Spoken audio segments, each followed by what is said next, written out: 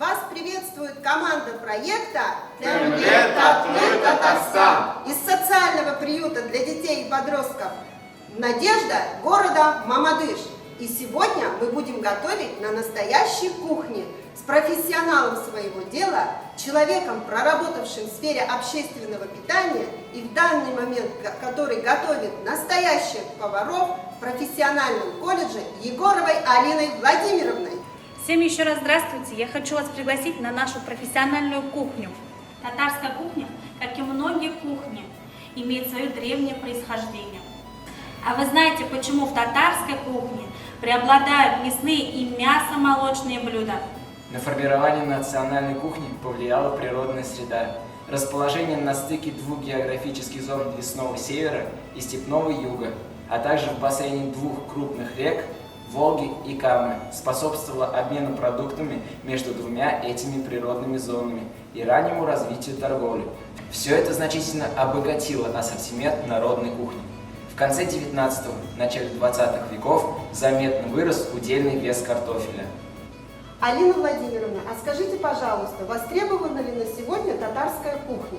Конечно, татарская кухня в наше время, она востребована. Во всех кафе имеются татарские блюда. Хороший повар готовит вкусно, и также он подает это качественно. Профессия повар в наше время очень востребованная профессия. Во всех учреждениях, кафе, столовых требуются специалисты. И если вы хороший специалист, вы не останетесь без работы никогда. Ребята, а это хорошая идея стать профессиональным поваром, согласитесь? А сегодня я хочу вас научить готовить лавбелеш. Для приготовления теста нам понадобится сметана, яйцо, масло, мука. А также для приготовления мясной начинки нам потребуется лук, картофель и мясо. Приступаем к приготовлению теста.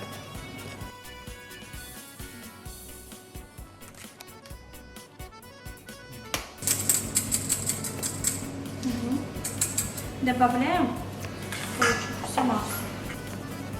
Перемешиваем. Вымешиваем до однородной консистенции, мягкой, упругой. Лишь прилипает к рукам. Добавляем остатки. Получилось вот такое вот упругое тесто.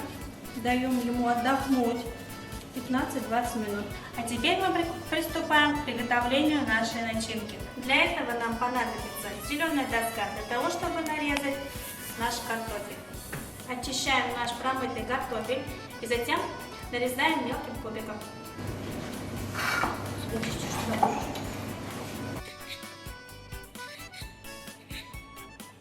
Приступаем к нарезке нашего картофеля.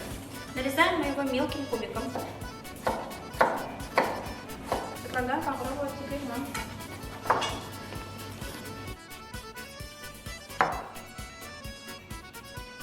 Сейчас мы приступаем к чистке нашего лука. Давайте лист чистим лук. Снимаем лук. Сейчас мы его нарезаем мелким кубиком. Давай я покажу. Нам потребуется половинка нашего лука.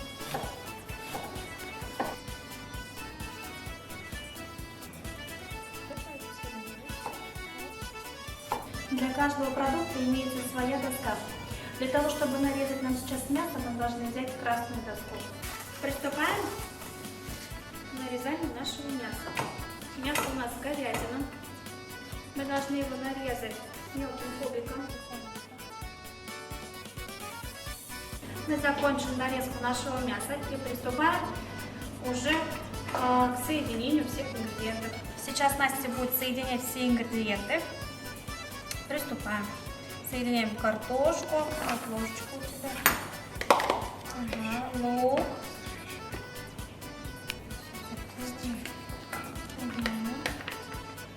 И мясо.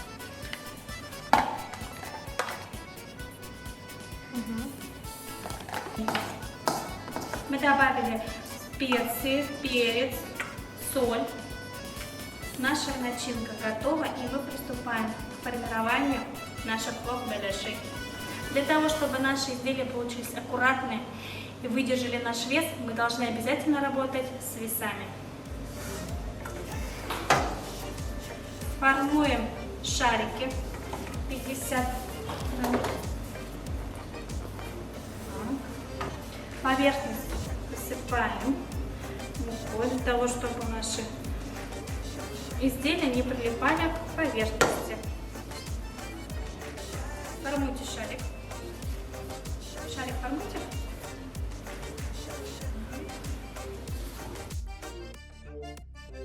Сейчас мы должны сделать шляпки для наших барышей. Это буквально 10 грамм. Каждая шляпка должна весить. Так, шарики катаем. Вот так вот вперед. Теперь мы приступаем к формированию наших барышей. Берем начинку. Буквально вот так вот, грамм 50, да? И начинаем их собирать. Буквально вот гармошечкой мы это вот так вот делаем аккуратненько. Защипываем. Берем нашу шляпку, соединяем. И наш вот такой вот шарик добавляем. И готово. Смазываем наше изделие яйцом. И убираем в духовку на 180 градусов 25 минут. Вот и готово наше изделие Бург-Бельшлер. Вот вам белиш. Он приготовлен по спецрецепту и притом искусно, с чувством и любовью. Он эксклюзив, как говорится, для вас и только лишь для вас. Темле Темле Мусем!